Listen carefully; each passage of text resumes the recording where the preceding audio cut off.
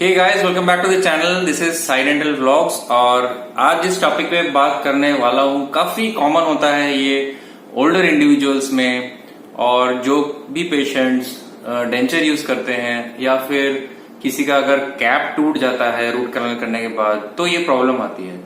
तो जी हाँ, आपने करेक्ट गेस किया और टाइटल में तो देख ही लिया होगा कि चीक बाइट पे हम आज बात करने वाले हैं। तो चीक बाइट होता है कि जब भी हम लोग कोई खाना च्यू कर रहे होते हैं या फिर हम कोई भी डेंचर यूज कर रहे हैं, डेंचर मतलब कि फॉल्स टीथ, नकली दांत हम यूज करते हैं, तो कभी भी अगर हम खाना खाते हैं तो हमारा जो चीक्स आती है अगर दांतों के बीच में आता है तो हमारी चीक कट जाती है। तो उसको हम सिंपल भाषा में चीक बाइट बोलते हैं। इसका साइंटिफिक नेम अगर पूछेंगे तो इसको बोलते हैं मॉर्स्कैटो बक्केरम, ओके, या फिर ट्रॉमेटिक अल्सर। तो क्या ये डेंजरस है? क्या इसका इलाज क्या है? क्या इसमें हम फ्यूचर अगर ये हमारा बहुत दिन तक अगर ये चीक बाइट मुंह में रहा तो क्या ये कैंसर में डेवलप हो सकता है? तो इन्हीं चीजों के बारे में आज हम डिटेल्स में बात करेंगे। तो पहले हम कारण पे आ जाते हैं। मेन चीक बाइट का मेन कारण होता है शार्प टूथ या फिर ब्रोकन टूथ। हमारे दांत में जब कैविटी हो जाती है और उसका हम ट्रीटमेंट नहीं कराते हैं तो वो दांत टूटने लगता है, ठीक है, और दांत शार्प हो जाता है। तो उस शार्प जो एज होता है उसकी वजह से आइदर हमारे टंग पे बाइट हो सकता है, स्क्रैच हो सकता है, और ये जब रिपीटेडली होने लगता है, जैसे कि हम बात कर रहे हैं, खाना खा रहे हैं, तो वो प्रोलॉन्ग्ड हो जाता है और वो स्क्रैच परमानेंट हो जाता है और काफी बड़ा घाव हो जाता है। तो either on the side of the tongue में होता है या फिर गाल पे होता है। तो उसका ट्रीटमेंट क्या है? आपको उस दांत का इलाज करवाना है या उस दांत को निकलवाना पड़ेगा।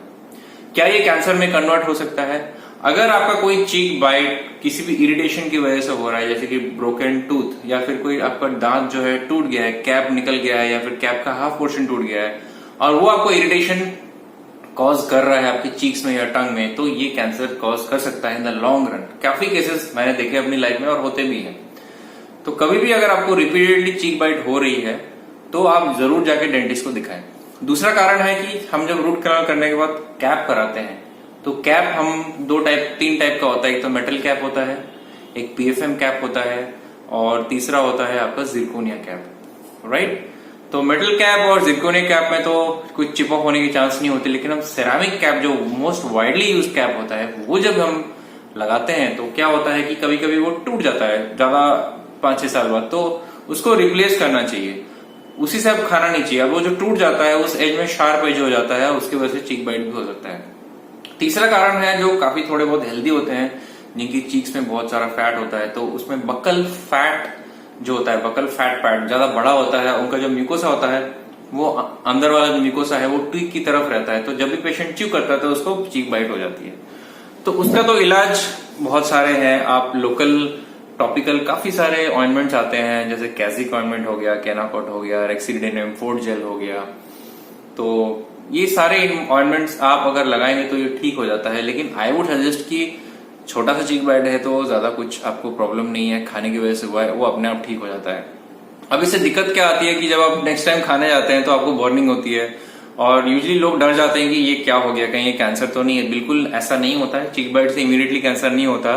चीक बाइट अगर वो अल्सर हो जाता है कन्वर्ट और वो 20 साल 10 साल 15 साल ऐसे ही रहता है, then it gets converted into cancer. इतना जल्दी नहीं होता है। तो रही बात चीक बाइट की, या फिर कभी कभी लोग क्या होता है कि जो डेंचर होता है टूट जाता है और उसी को ही कंटिन्यू करते हैं पहनना।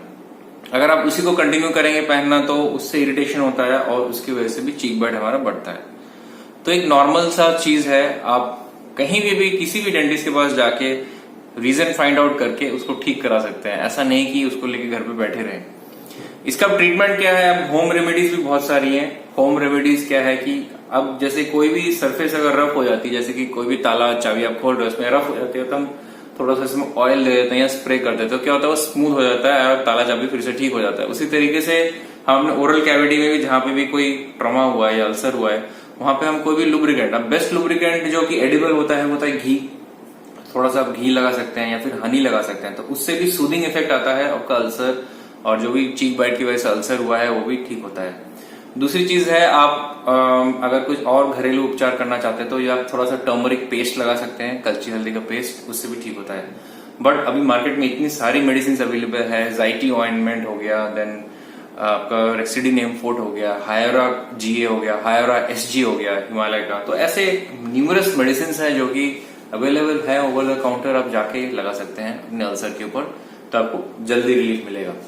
तो यही रही बात चीक बाइट की। आपको आई होप आपको समझ में आया होगा। छोटा सा शॉर्ट सा टॉपिक है। तो अगर आपने मुझे इंस्टाग्राम में फॉलो नहीं किया है तो इंस्टाग्राम में do follow me in sai_dental।